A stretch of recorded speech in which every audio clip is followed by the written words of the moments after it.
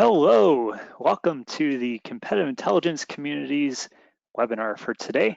We're going to be talking about CI from home. It's going to be a panel discussing our new virtual workspace, and we have a wonderful set of panelists set to talk about the topic. I am JP Radchek. I will be your moderator for today. I am the past president or past chair of the CIC, and right now work at Nationwide to help lead their competitive intelligence group in terms of retirement plans. We would like to thank Aurora WDC for sponsoring today. They're a proud and long-term sponsor of the SLA community. And if you ever want to talk to someone who understands the whole work from home CI experience, they actually started 25 years ago in the back of a beauty salon in Eric Johnson's parents' house. Pretty good at that. So a few announcements today. This is part of our ongoing webinar series. You'll find all of those back webinars or past webinars on our YouTube page. This one will be posted there as well eventually. We try to keep a monthly cadence, so we'll talk a little bit more about what's upcoming. But in terms of other educational things that we're providing, we have a slate of excellent sessions lined up for the annual SLA conference, which right now is scheduled to be hosted in Charlotte in October 15th through 18th. We're all keeping our fingers crossed that that happens. But in case we are virtual, one thing to keep in mind is that as a result of the restructuring plan that happened back in December, if you're an SLA member, you can join any community. So we would invite you to join the hundreds and hundreds and hundreds of members that are part of the CI community in SLA. A couple other things as we get going here. SLA's got some other good things coming up. So there is an certificate program, if you're not aware. So SLA's Competitive and Decision Intelligence Certificate Program. That's going to be coming up in June, and it's led by Cynthia Chang Correa, no one better than her. If you want a full course description or learn more, you can go to sla.org and click on the Learn tab. Also, on June 30th, there will be an Info Trends session, and this will be a half-day interactive virtual event on information innovation and technology trends with expert speakers, engaging discussions, networking opportunities, and more. There is a fee to register. However, if you are registered for the annual conference, registration for Info Trends is complimentary. And as I mentioned before, July webinar, that one will be announced, so keep your ears out for that. Next up, every year, the CI community has a few different awards. There are ones that are open for both members and CIC leadership, travel grant awards to get to Charlotte, Distinguished Leader Award, and a couple others that you see there. If you check out the chat pane, Liz will be dropping in some links there to get to the submission pages for that. We encourage you to submit people that deserve that. Also, speaking of deserving people, we have a $25 gift card giveaway. So we thank you for taking time out of your day to join today's webinar, and one lucky attendee will be randomly selected to win $25. And you can see on the screen, here's what someone said for last month's giveaway. Pretty good praise. That will be, the winner will be notified via email after today's presentation. One more important thing, hashtag CIC webinar. We encourage you to use that hashtag, share insights from a webinar with your network on Twitter, and keep the conversation going. And of course, there's a Q&A pane within GoToWebinar. We would ask that you submit some questions too. We're going to start off with a few here. We're going to go through all our panelists and have them kind of give a little overview. But let me introduce them quickly before they each give their opening remarks. Our first is Ann Herron, and as VP of Strategic Intelligence at AIM, Ann's responsibilities include business prospecting and resource management. Over the past 2 decades, Ann has led a team of experienced intelligence analysts and librarians in delivering valuable solutions for the public and private sector, and also serves as the president for SLA's CI community, director for SLA's Michigan chapter, and enjoys serving her local community and students by volunteering as a guest lecturer at Northwood University and Michigan Technological University. We also have with us Laura Bray, and Laura has worked for 25 years at Credit Union National Association in Madison, Wisconsin as a research librarian, information research specialist, and currently as a market intelligence analyst. In the spring of 2020, she taught strategic information services to graduate students attending UW-Madison's iSchool. And Laura has been active in SLA and most recently serving as the chair of the Competitive Intelligence Division. Glad to have you on, Laura. And we also have Rosie Lindquist. And Rosie is an information research scientist and R&D for the Hershey Company, a global confectionery and snacking company, where she's part of the technical intelligence team. Rosie specializes in technical and patent research with a focus on packaging and design. She is also passionate about business intelligence and enjoys using IP as one of the many resources in her arsenal. She's also been known to moderate a webinar or two for the CIC. So as you can see, we have an excellent panel here. We're going to ask each of you to talk a little bit about your role, what it typically is, how you've kind of shifted given everything that's going on. So I'd ask each of you to talk just a couple of minutes about that, and then we'll start going into more of the panel type feel. So Anne, I'd love if you could kick us off. Sure thing. Thanks, JP. As JP initially indicated, I'm actually the current president of the CIC SLA division. However, I'm going to talk about the paying job today, as much as I love all the work there with our community. So from the standpoint of before and after, I'm going to bring a little different perspective, I think, than the other panelists in that. From my perspective, I'm going to talk more on the aspect from a management ownership. So what I expect from our team and some of the complications and difficulties of a work from home environment. Prior to the pandemic and the stay-at-home order, we have an office in Midland, Michigan, and a small office down in Detroit, where a couple of our employees working remotely actually work out of. Now we're all at home. And if any of you have been following the news, by the way, we're in Midland, Michigan. We had a huge flood and disaster, but our office stayed dry, thankfully. And the employees are well, which is more important. But so from that perspective, we all were working in some kind of office environment. From my role as manager, as a quality control, as business development, as talent development, I think some of the key differences are that I had to change my mental mindset. Mentally, I wanted to, as soon as the pandemic hit and it was week 2, I was just like frustrated. I wanted to get back to normal. And then I realized there's opportunity. Where the frustration ends, I think, is where you see that there's places that maybe not for opportunities, the whole digitization, the whole being able to communicate as a team more effectively in this remote environment, those became opportunities. So just a couple little things. I'm not going to take up a lot of time because we have the 2 other panelists have a lot to offer. A couple of things that we did, we've always had a Monday morning team staff meeting. We continue doing that. It's lengthened into also our water cooler time. On top of that, I added for every project leader a weekly meeting.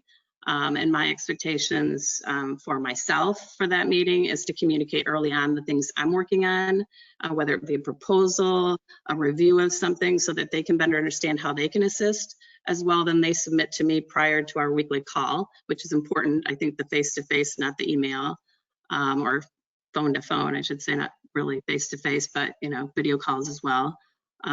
Those have become more important. So for me to understand prior to that call, whether there's resource needs that have changed, whether they're having difficulty with technology, VPN line, all these things are important. But I would say communication, as well as the technology and changing my mindset was the most important in the beginning. But we'll talk about more, but that's my. Awesome. Thank you, Anne. Laura, turn it over to you. Hi, everybody. My name is Laura Bray, and before I say too much more, I have to share that any comments or thoughts that I share with you all here today are mine and not representing necessarily those of my employer. So just need to throw that out there. I'd like to thank the division for inviting me to join you today. It's great to be back with you all, and I'm looking forward to a lively discussion here today. I had kind of an interesting, well, we all had interesting experiences. This change. Working from home was abrupt, but as I was also working at CUNA, I had just accepted a semester-long teaching gig at UW-Madison, and the format of it was to be an all-in-class discussion, which all of a sudden became an online teaching experience for me. At the same time, I started working from CUNA. So it was a lot of very abrupt change to accept at once, redoing curriculum and also thinking about how I was going to do my job differently. Part of my job at CUNA was affected in that all of a sudden I was researching a lot about COVID. I didn't know anything about that, didn't know how, I was doing a lot of in the moment sort of research, which a lot of times I do more secondary sort of research, so I've been doing a lot more primary researching now as a result of this pandemic. My team has never worked remotely except for the occasional day out of the office to catch up. So this was a whole new experience for me, at least, to be doing everything remotely. It's come with certainly a lot of challenges, but as Anne mentioned too, I have found a lot of opportunities in this. So I think that my takeaway from the past couple of months is that flexibility is really important. And rather than being reluctant to change, we need to embrace it and head into it and make the best of things. And, sometimes we'll find some great networking opportunities and great learning experiences as well. Well said, Laura. Flexibility has absolutely been key. Rosie, how about you? What's going on in your world? Hi, everyone. I'm Rosie Lindquist. I am an information research scientist with the Hershey Company. So my experience is this is a little less for the remote working arrangement. I've actually been working 3 days a week from home prior to the pandemic. Hershey implemented a program about 4 years ago called SmartFlex that allows employees to sort of design their own schedule and choose where they want to work and when they want to work. So that has provided a tremendous amount of flexibility. And, we sort of dipped our toes in the water to begin with like sort of 1 day a week. And then, when my family and I relocated for my husband's job, that was when I really talked to my employer and said, hey, this is what I'm thinking. Can we make this a reality? And so my manager agreed. And so I'm 3 days on and 2 days from home and or 2 days in the office, or what was the office.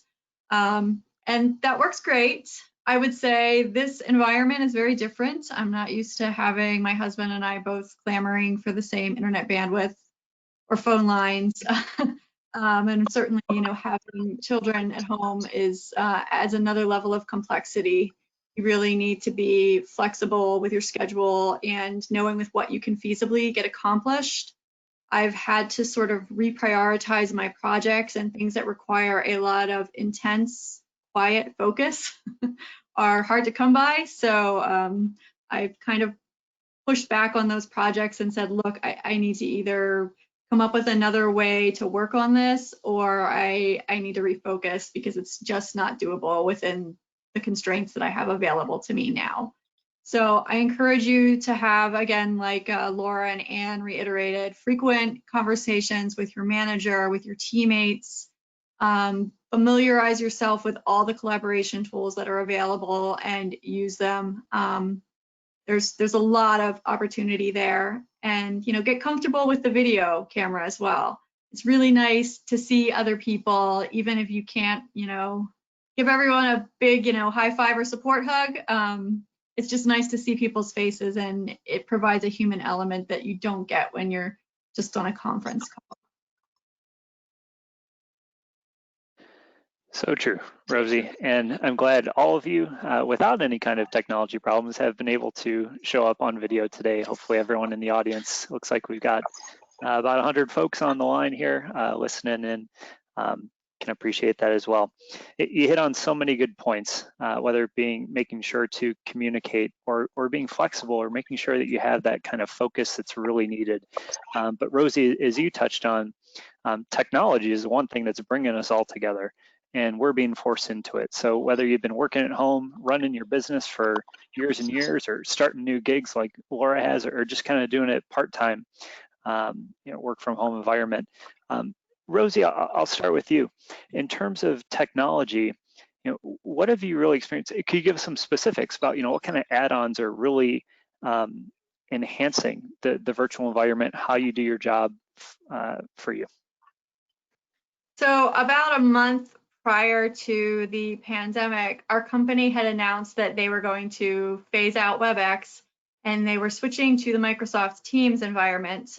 We had already been using Office 365, but we were basically going to be working from home almost immediately and then being challenged with this completely new tool that many people were sort of feeling out. So that was interesting. I would say by now people have adapted quite well to using it.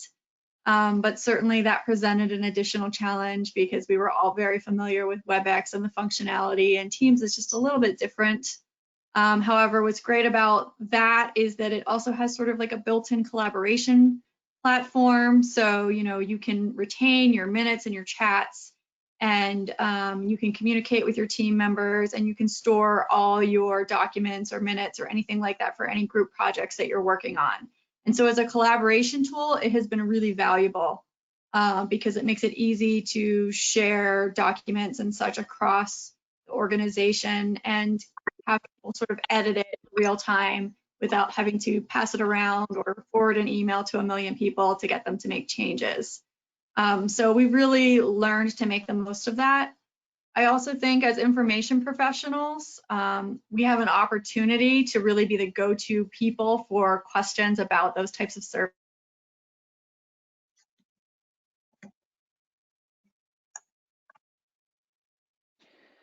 I might have lost you there, Rosie. Did you accidentally go on mute?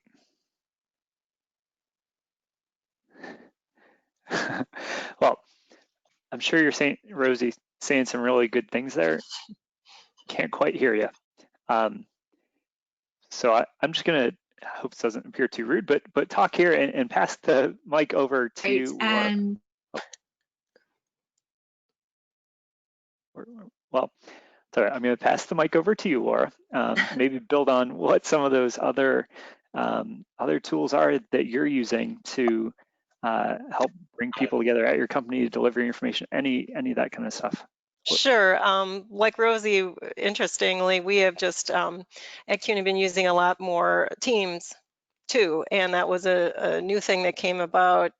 We were just also starting to get into it, and as a result of this, have been doing a lot of work with Teams. So that's been a very helpful thing with collaborating, as she mentioned, and I think that it has been something that has allowed me anyway to have a little bit different perspective on the work teams that I'm working with at CUNA. So although we're working remotely, it's been a great tool to help me have a better understanding of some of their projects as we share messages and share project information, that sort of thing. So Teams has been really helpful. Also, we've been using Zoom, and that was something that had been in use previously. I didn't use a lot of it because I was mostly in the office, but that's something else that I've been able to take advantage of as well. And back at the university, we were using BB Collaborate, Blackboard Collaborate, which was a great tool. I think it'd be interesting to see how some of those sort of academic resources might work or not work in a corporate environment. Just some of the learning tools that they have there are a little bit different than things that we see in Zoom or in Teams. So I don't know, maybe someday that's something that could be investigated. But there have been some cool technologies that have come about as a result of this, I think, that have actually made, even though we're working remotely, I found opportunity to make those channels help personalize relationships I have with people. We've got a Madison office and a DC office, and I don't get to go to the DC office, but now I get to see people in the DC office. So it's helped me make some connections and at least associate a name with a face and hear a voice and that sort of thing. So that's been great in that way. Does make a big difference. And hand over to you. When you started, you were talking about how important it is to communicate and bring people together on projects and that. What have you got in terms of technology? What's been changed in your world? Yeah. To be honest, some of it, I mean, we already talked about the video technologies and the sharing spaces and things like that, but some of it has come back for me as more of old school. I've found I'm picking up the phone a lot more. In fact, we had an IT discussion the other day, and all of us know the IT professionals, how they work and think, and communication is not like, you know, high on their list of talents always, but they obviously have their own set. So I was trying to communicate to him what I wanted to see in this analytic visual. Ended up, we started with the emailing, and I was circling stuff and doing this. It was like 10 minutes later into the conversation, I'm like, this could be a 1-minute conversation on the phone with me talking through it. And then I realized on the phone that I still didn't get quite there. And it made me realize the importance of what I used to do was walk right into his office, show him this piece of paper, draw something out, give it to him. He's looking on the screen. He'd be like, how about this? Yep, that's exactly what I'm thinking about. So sort of that old school, the phone call works a lot better for me than, you know, emails at this point. You have to have the communications, the written confirmation, but old school phone. Another thing I noticed is just the differences amongst our team members on our Zoom meetings or on our team meetings, making sure they have the bandwidth at home. So simplest like cable, you know, service, their internet service, is it capable of doing the bandwidth? Do they have the right, you know, are there laptops? We all have the same laptops that we've, you know, dedicated for these employees and the security on it. So we typically have the audio covered well. I didn't see that. Making sure of that sort of old school stuff. For me, I miss our high-speed printer and scanner. I have a printer scanner at home, but nowhere near. I'm like old school. I like to print things. It's terrible. I know I'm killing trees. I try not to do it that much, but yeah, I have to see it. And so I miss that. So I think, you know, we actually have a couple of our key, our research director who does so much and does a lot of scanning and printing as well. And we've bought her a really nice one at home because it's important, I think. So on top of those new technologies, those are kind of the things that kind of gone back to some of the old school stuff that's worked. And I'm looking forward to having at least a few team meetings where we do in person, because again, I just, you know, what can be done in 5 minutes in person, sometime now it takes, you know, we're going back and forth for days on trying to communicate it correctly. Yeah, it can be more convenient to have those digital conversations, but not nearly as efficient as doing those in person. Well, let's I'll tell you, we're gonna have a couple polls throughout today's webinar, throughout today's discussion. So let's load up the first one, just make sure we're working. Liz behind the scenes, maybe you could get this going for us. I have them printed out on paper too, and so no worries there. All right, so let's just make sure this works, because you know sometimes technology doesn't always do that. So tell you, what day is today? Is it this day? Is it that day? Is it yesterday? Is it today? Go ahead and let's see. Okay. All right, good. Well, this is working, so that's good. If you close that out, Liz, I think we'll see that 76% gave what I would call the right answer today, but that day and this day also working too. So let's go to the next poll question. And this one is, I'll lead into another question, but how has your stock value changed at work? Is it something that, you know, really hasn't changed? Are you more valuable than you were before? Are you not? And please be honest with this. Different options here. And we'll give just a few seconds for that to roll in. But then talk about how you can become the go-to person virtually. Given the breadth of experience, the different venues in which this panel has interacted and played with, I think we'll have some good answers. And so as the questions come in here, let's see, we've got half the people voting. I'll give it just a few more seconds here. If you're going to vote, it's going to happen quick. So we're not going to spend a lot of time on these polls. Go ahead and close that one out if you could. It looks like half of us are experiencing no change. So we're kind of feeling the same way we were in the office, but some of us, the next highest, more valuable than ever before. Who wants to, well, that's good. Congratulations, everyone who said that. But who can talk to becoming that go-to person? And does it involve being more responsive? Is it recall video conference? What is it? Who can talk to how they've seen success in that area? I don't want to start off. Well, I can make a comment about it, I guess. I guess I would be one of those fortunate people who also feels like I'm a research person who at least I feel like my value has grown as a result of this. And I think that has to do with we are in just such a rapidly changing environment, and that at least in financial services industry, you know, credit are having lobbies closing, and the economy is obviously impacted. So there has been just a lot of change in the moment. Day to day things have been happening, you know, at the Capitol from a legislative perspective, and it's just been something that we've had to take the temperature of our members and consumers very frequently throughout the day. And my research team that I work with has been a really big part of that. So I think that other teams in our organization have been looking to us for more assistance. In the moment assistance, timely information has really taken on a whole greater level of importance, I think, as a result of all of this. So obviously being responsive and being accurate has been, it's always important that we do that, but it's crucial now. Yeah, in a time of great unknowns, I guess it's really no surprise that as information professionals that we're looked to. Anne, how about you? Yeah, I would agree with Laura on a lot of those fronts. I think to be the go-to person, it's a combination of the old set skills of like what Laura said, quality work. You know, people notice when you do good work or exceptional work. Actually, people notice that. So that's the old school part that has to continue.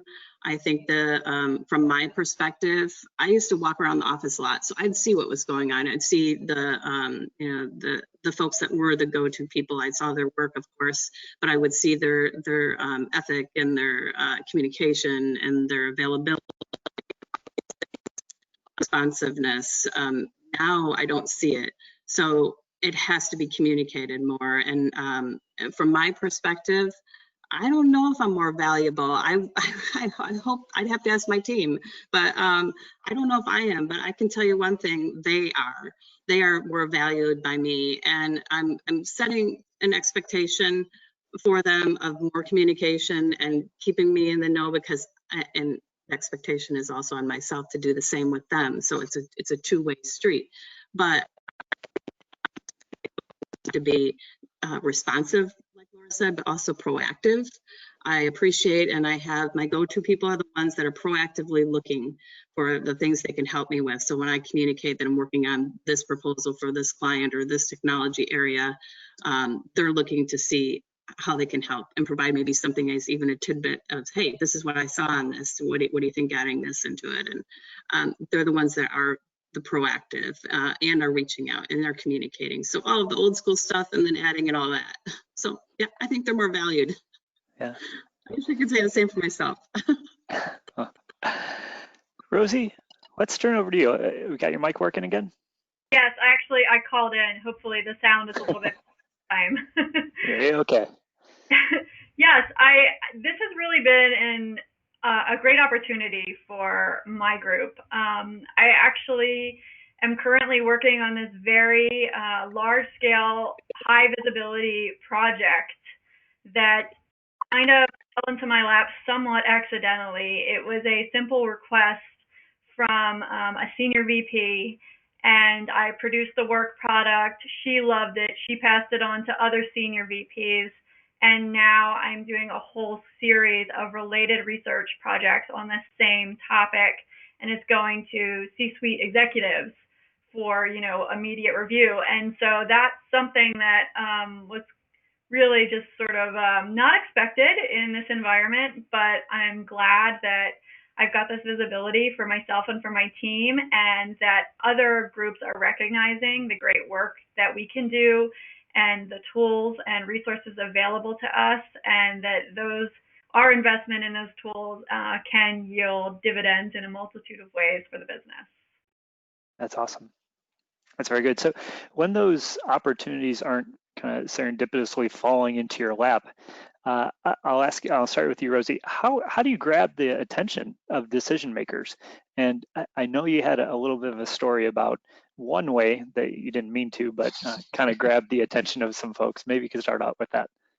Yes. So we all have our own stories about, you know, getting used to working from home in this sort of unusual environment. And I was recently on a phone call with an executive related to a project, and my son decided that was the time to go to his sing-along with Queen.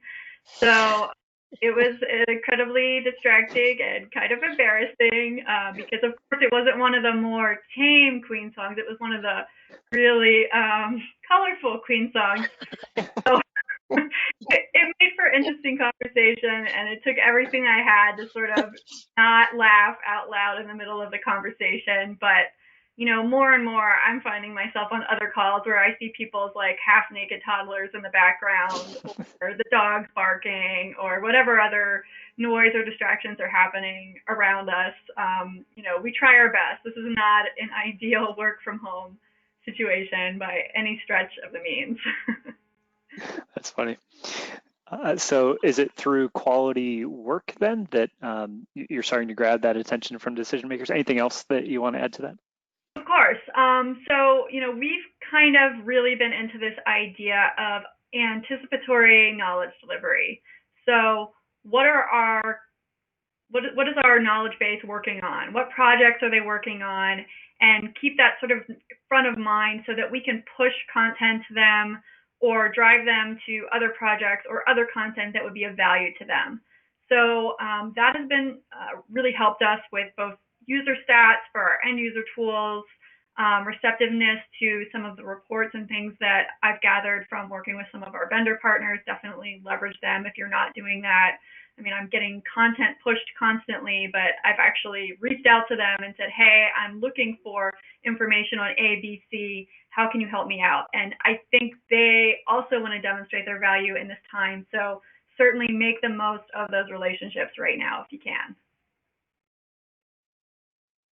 That's good. Laura, how about you? Rosie's right. I think the building and growing those relationships is really crucial.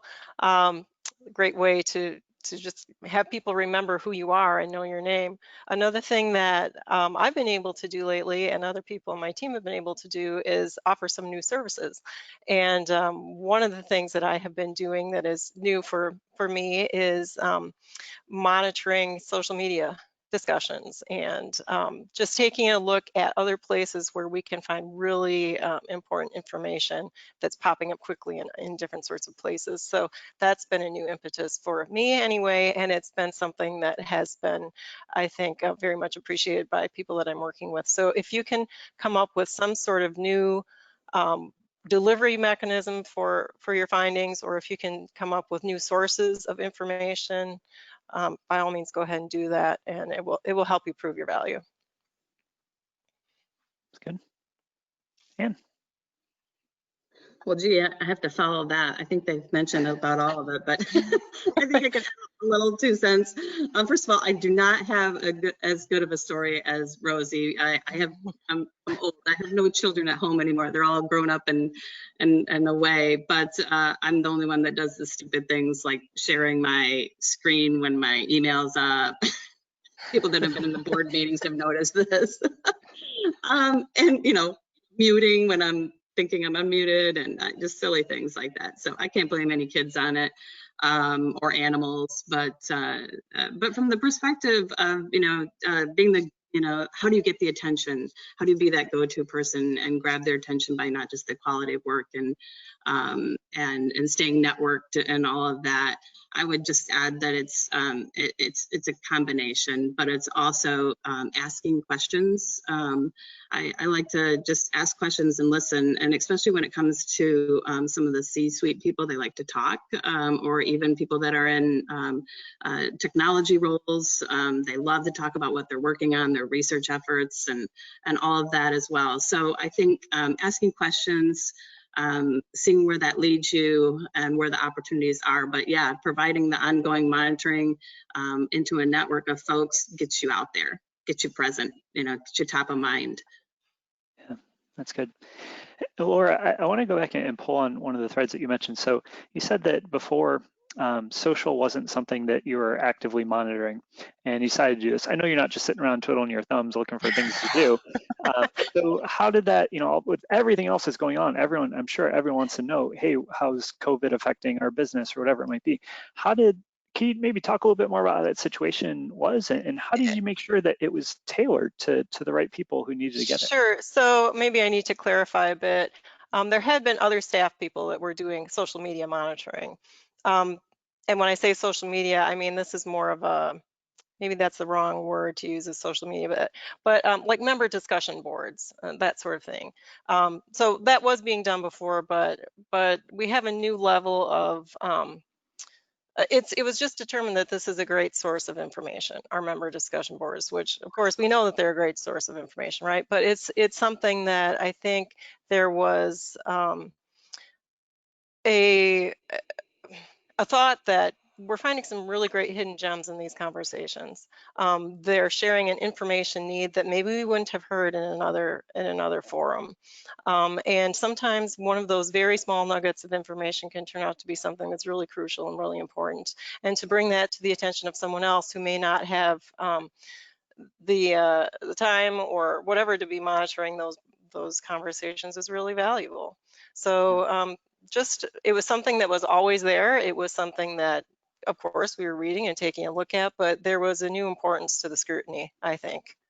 And so those findings now are being tracked daily, and they're being reported to people amongst the staff, and we've done presentations on them, and it's turned out to be something that's really valuable, and I believe it's probably going to stick with us as an important resource going forward, even after this is all done. All right. Well, I'd love to hear more from you as well about, how do you make your thing stand out? Because right now there's such a flood of digital information that's coming at us and at our stakeholders, right? It's hard to just walk by someone's office and start talking to them about what's important. So are there any ways that you found or have been great at grabbing attention or pulling out that, hey, this is really important stuff that you need to be looking at, whether that be through how you're communicating or packaging things up from a marketing perspective? Curious if any of you. That's interesting. Just in the last couple of weeks or so, we were talking about how some of these, what we do as information professionals is connect dots, right? And so in this remote environment, it seems like there are other dots that we can connect. And so we've had discussion recently about, well, how can we pull these things together and how can we best present them? So, we're looking at using some of these remote tools as ways to deliver this information. We're posting things more on Teams so everyone has greater access to them. We've recently had more opportunity to join some of the staff meetings, which, that's always has been an objective. Can you find a way to get yourself in a staff meeting for a different department? But I think, I know I have been able to do more of that recently, and I think that is just because of a very pressing need for information. And so if you can be that person who delivers it, and if you can be that person who might illuminate something, it's a great way to do it. So I think some of these old school, as Ann says, old school things can still be really important. And now that you are in a different work environment, they can still really work. And they might be even more valuable than they were when you could walk by somebody's desk, because now you have an audience, you've assembled an audience, or their department leader has assembled an audience and said, okay, let's hear from our market intelligence team today. They've got some great stuff to share with us.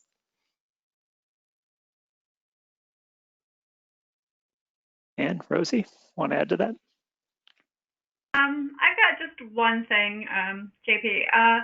So I would encourage folks to sort of, if there are projects that you're contributing to that have a working group or a working team, find out how you can become part of that group. You know, offer your services, ask to be included on those teams and on those meetings so that you can proactively contribute in those ongoing conversations. You know, this has been something that my group has really been pushing for, and I've already seen, you know, the value in it. Because I think a lot of times as information professionals, our work can go sort of into a black hole. Like somebody asks for it, we deliver it, and then we don't really know what they do with it or where it goes after that. Like, was it useful? Was it valuable? Sometimes I get feedback, sometimes I don't. So being on that team, I've found I get a lot more constructive feedback about the work product and also some sort of follow-up tasks so you can sort of continue to contribute to that project in an ongoing way. That's good. And you talked about, both of you have talked about, you know, having established relationships, making sure that you have champions that are saying, hey, pay attention to this, but then also finding those new venues, those new people to talk to as well, and get that information out there, which I think could be a good lead into our next poll question. And this one is, you know, how have relationships with your colleagues changed? So we've, I think, amongst us all have been in our positions for you know, a while, but this is a different environment. So how have the relationships changed? We'll leave this one open for just less than a minute here, so get your votes in. And I will remind you, as you're doing that, if you have questions, put them into that chat pane so that we can see those. Post them on Twitter using that hashtag CIC webinars, and we'll get to those as well. And we will wrap this one up. We're almost at half voting.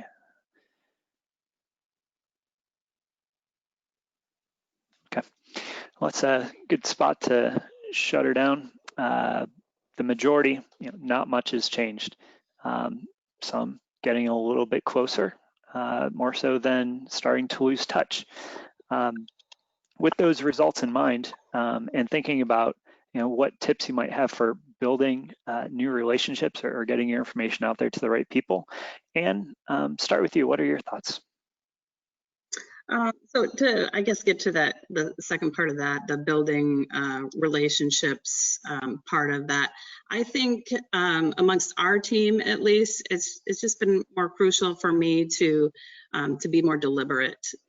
Before it came easier because we were in an office environment where it was just natural for me to walk around and talk to people, and I'm a personable kind of person.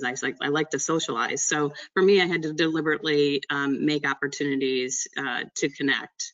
And also, I mean, honestly, because of the pandemic and all the concerns out there, all the media, all the news, there's just I think the personal touch to it, you know, I mean, all of us wanted to understand, are you okay? You know, is everything, you know, good in your household, with your family? So just the safety and well-being of others, I think creates an environment where that interaction is even more important. So I think it's being deliberate with your communications, whether it be, you know, picking up the phone, whether it be scheduled weekly meetings like we have, as well as communicating expectations, so everybody feels like they're on the same page. There's nothing worse than somebody who doesn't know what you're expecting of them.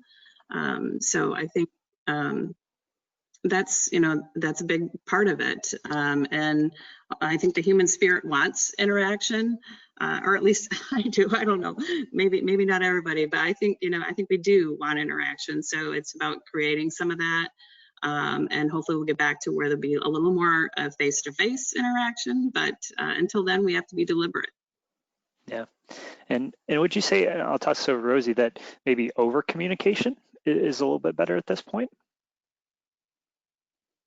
Yes, so my team, we have sort of regular scheduled checkpoints. We have a biweekly staff meeting, like for our group, and then we have a one-on-one with each of us and our manager to sort of check in. I would also say we're pretty good at scheduling ad hoc meetings to go over, you know, workload and things like that as needed. I also think it's important to just have sort of open chat times. Like we have something called like coffee chat, and it's twice a week for like 30 minutes. Anyone from R&D can pop in, and people just talk about other stuff. You know, what are they doing for fun? What are they doing on the weekends?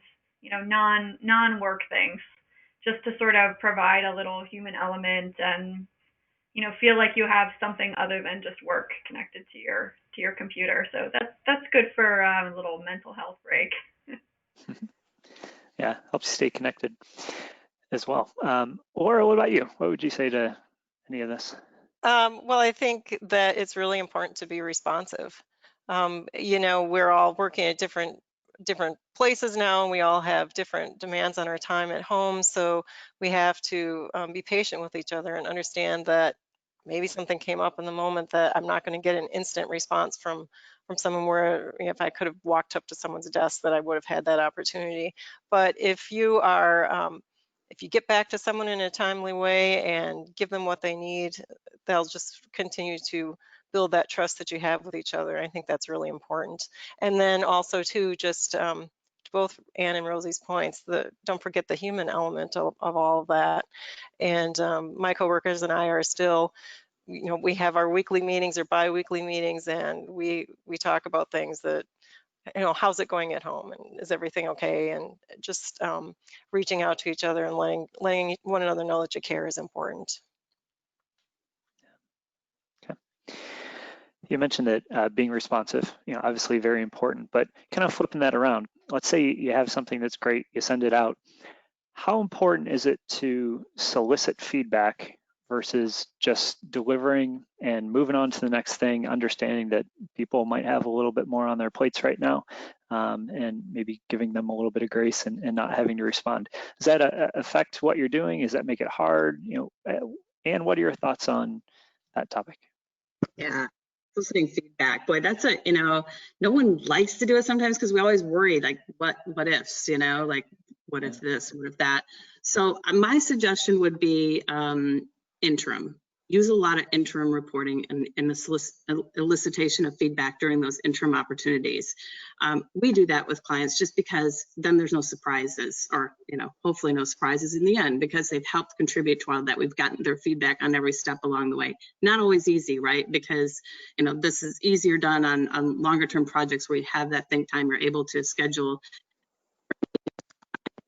make sure you're on target, and then the final feedback would be something very positive, hopefully, after all of that. But when you're talking about some of the stuff that Laura's saying, sort of this fast environment of getting them information in a timely fashion, which might be just a few hours, it's again, try to have some opportunity for some interim questions and feedback to get that. That would be my advice, just because I think we're all scared of that, delivering something and then finding out that no, it was not as valuable, or if it would have had this, or we didn't answer that question. So that'd be my 2 cents.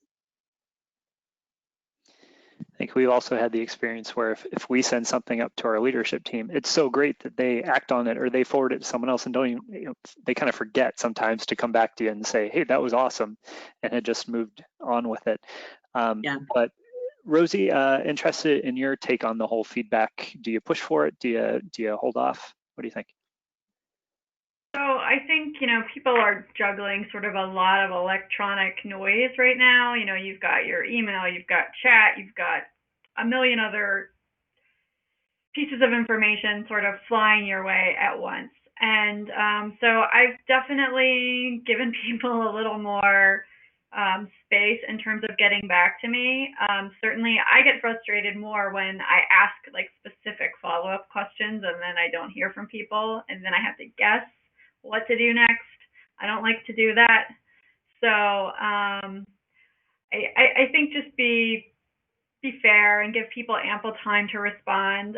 Most things I get a response within a few days, but I certainly, don't wait for a response before I move on to something else. Like I'm always shuffling what's on my to-do list based on what time may or may not be available.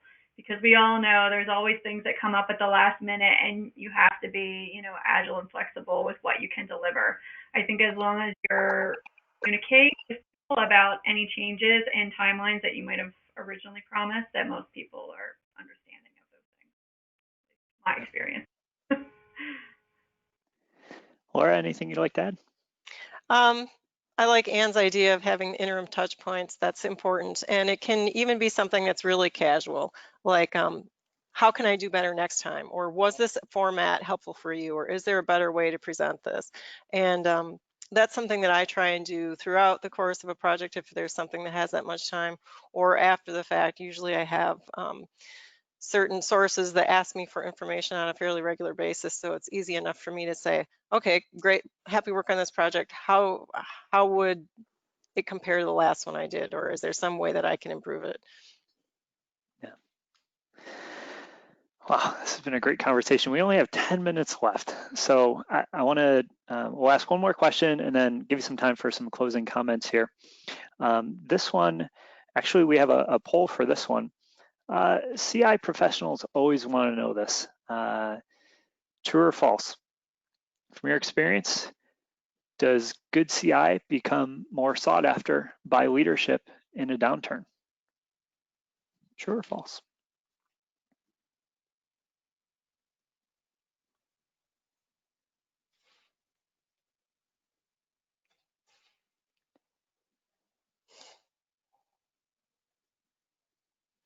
Now, as mostly information and intelligence professionals, I think we would all like to pat ourselves on the back and say, yes, that's obviously the case. But as half the people have voted, let's take a look at those results. Assuming you can see those, 84% would agree that, yeah, when it comes to downturns, when times are hard, CI becomes more sought after. So I think we've heard about this a little bit from specific examples. Rosie, you were saying that things were kind of new projects you had were making their way up to the top, or you've talked about some of the new work that you've been doing. And let's start with you. How have you seen the marketplace and responding to CI? More valuable? Yeah, I think it's a little different perspective because we're an external provider. So I would have to say that I would agree with that it's more valuable, or that it is extremely valuable still during a downturn, if not more valuable. But I think that both Laura and Rosie have good points in that they're internally, I think, looking at those resources first and probably utilizing them to the 150% as much as they can before they're turning to the external resources, just because of downturn means the funding and the economy. From my perspective, the public resources and funding through like the government institutions and things like that we work with, those are not impacted as much. Those are impacted by political opportunities or changes. So I think it's a little different. We haven't seen any downturn ourselves, but I think it becomes more difficult as an external provider at times with funding. Yeah. Laura, how about you? What are you seeing? I think that it's great right now from the perspective of being able to demonstrate your value and being able to be a go-to source. And, I was just thinking, in an everyday situation when things are humming along just fine, maybe people don't feel an impetus to necessarily change or to have to adapt or respond to something. But when all of a sudden you've got all sorts of things happening rapidly and all sorts of change coming at you, everyone is seeking the answer or at least some sort of guidance. So I think at that point, your information services become more visible and more important. Great points. And Rosie? So for us, I would say this has been a big boon for us. A lot of it is coming down to there's so much uncertainty in general, uncertainty about how consumers are going to feel about things they previously cared about before this pandemic, or people's shopping behaviors or their financial priorities. There's a million moving pieces. And so there's a lot of business shuffling in terms of things that were previously a priority are now no longer a priority, or how do we respond to changing consumer behaviors and changing consumer tastes. And so on that basis, there's a lot of demand for information from my group to help guide those decisions. And so, we're providing this, updated market forecasting data, or, to indicate growth or shrinkage in a particular market, or changes in where people shop or how people shop.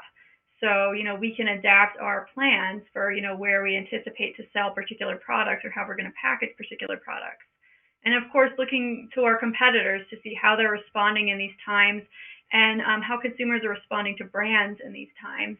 It's really interesting to see a lot of the reports from external providers that are coming out, and also some of our own, internal consumer research on some of these areas. So definitely there is an opportunity here, which leads me to my final point on this, which is this is a data goldmine. If you are not leveraging the data that you are collecting now on use stats or search demand or ROI, like, this is the time to shine, because I've got a million stories already. Our usage stats are through the roof on some of our products. Like, it's going to be the easiest sell I've ever had to make, probably in my career at least, for why we need to continue to have these products. So take that for what it's worth. Excellent point. Well, I'm convinced. The 16% of you who said that CI has not become more sought after, leave some comments in the chat on Twitter. I'd love to hear why you think that. But I think maybe it's time to close up. And we've hit so many topics. We've hit technology, we've hit relationships, we've hit products, we've hit the importance of intelligence and good information. So I want to give you each just about a minute to maybe wrap things up, say whatever it is you didn't get to say, share some funny Queen lyrics if you want to, whatever it might be. And we'll start with you. Okay, great. I would just end with, this is an opportunity. Be agile. From my perspective, if you're in a role where you're a leader, whether that's management or just leading a team, all of us can be leaders. So from that perspective, be available. I think being available right now, if you have all the skill sets that are needed for the position and you're available, you're going to have many opportunities. As Rosie just said, it's out there. So be available, be agile. If you're in a position where you can be more innovative, definitely, get out there. I think this is an opportunity for innovation, a huge opportunity for innovation. So using all the old skill stuff still, the phone, pick up the phone, talk to people, try to get in front of them as much as you can when we can get face to face. But at least the video and phone is so important. And I'll try to cut back on, the printing and killing of. Love the print. That's great. A lot of good sound bites in there. Laura, how about you? Well, I agree with Ann, try and find opportunity in this. It exists, and be flexible and responsive and build trust and build relationships. But as you're doing all those things at work and for your team and for your organization, don't forget about who you are in all of this. And everybody, I think, has been stressed out and dealing with a lot of change and suffering maybe some from anxiety or uncertainty. And so it's important that we care about ourselves and we maintain our own interests, or maybe grow a few new ones that we can somehow bring back to work too. But make sure you take care of yourself. True. Rosie, close this out. I agree with both Ann and Laura on, yes, pick up the phone. If you don't hear from people, if your texts, emails, chats are going unnoticed, pick up the phone and talk to someone, or set up a meeting and schedule time. Find ways to cut through some of that noise if you can. Definitely, as Laura said, find some time for self-care, whatever that looks like in this current situation. I mean, sometimes just a few minutes of fresh air is all I need to feel like human again. So get out of your little work cave and, get out there a little bit.